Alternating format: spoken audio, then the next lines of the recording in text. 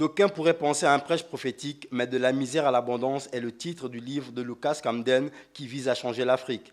Il mise sur la compréhension des jeunes Africains pour changer le continent via l'entrepreneuriat afin de sortir de la misère dans laquelle l'Afrique est plongée. Il s'agit d'un changement du paradigme. En concurrence, il y a une autre école que nous devons maintenant créer.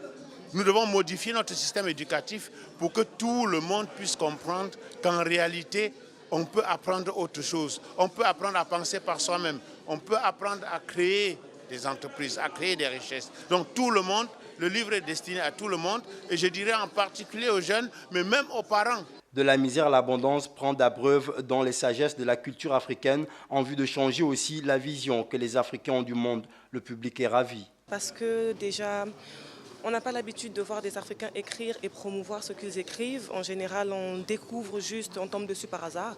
Alors là, on a la possibilité de se retrouver devant quelqu'un qui a vécu ce qu'il a écrit. Donc c'est pas simplement un livre d'aventure, c'est un livre de leçons à retenir et à appliquer. Donc c'était très intéressant. Tout à fait, je me suis retrouvé quelque part. Enfin, dans tout d'ailleurs, parce que je suis quelqu'un de positif. Et je crois que quand on veut, on peut.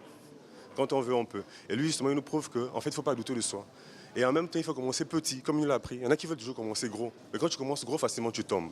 Or, quand tu commences petit, tu as le temps de bien t'affermir et de monter, grandir, jusqu'à réellement te développer et être périn. Lucas Camden avait démissionné de la haute administration publique camerounaise pour devenir un business coach sur le continent parce qu'il était inadmissible que l'Afrique soit le continent le plus riche en opportunités et pas son sous-sol, mais en réalité le plus pauvre de par le manque de proactivité de ses enfants.